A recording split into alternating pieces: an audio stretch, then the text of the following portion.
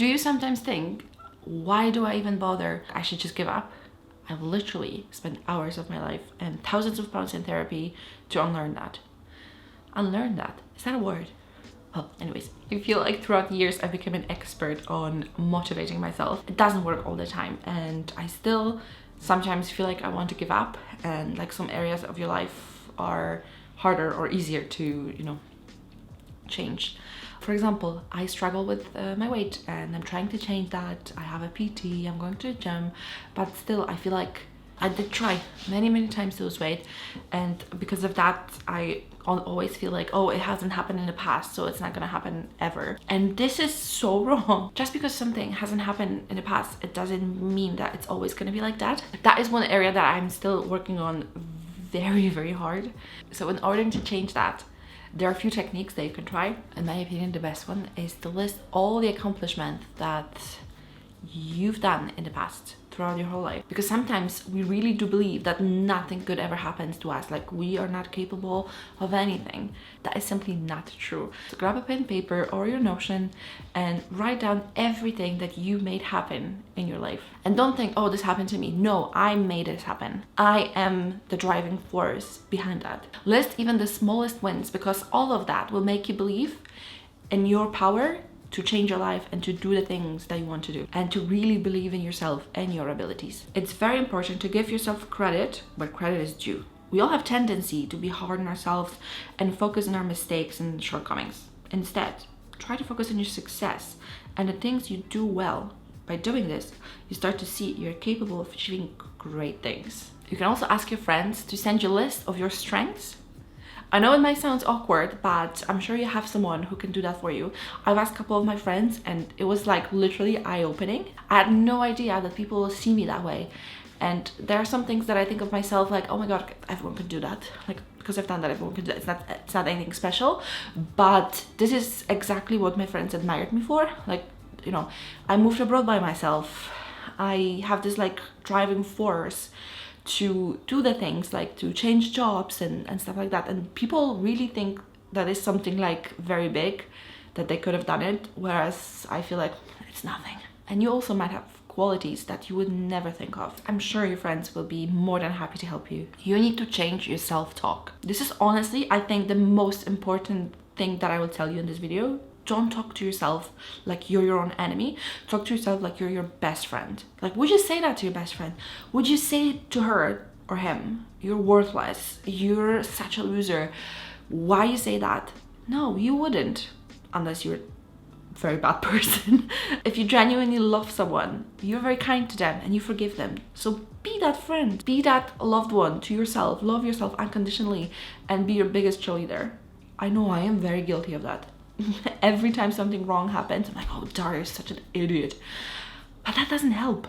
And that like wires your brain to just see the negativity and see all the bad things that happen to you and all the bad things you've done. Instead, take a minute and notice when the good thing happens and tell yourself, whoa, Daria, you're doing great. It's like this lucky girl syndrome that was popular on TikTok. It's basically that, because when you always see the negative, talk about the negative things, and you see the negative things, then you notice them more. And when you talk to yourself that like everything works out for me, I'm great, the universe is on my side, then you'll notice all the good things that happen, all the great things that you've done. And that's how you rewire your brain. Like now the thing that I started to do is I honestly feel to myself, I'm so lucky, everything goes my way.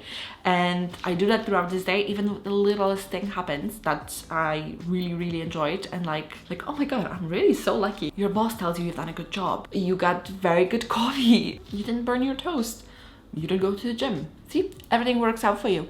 You're doing great, honey. Also, one way to start building self-belief is to set small, achievable goals for yourself.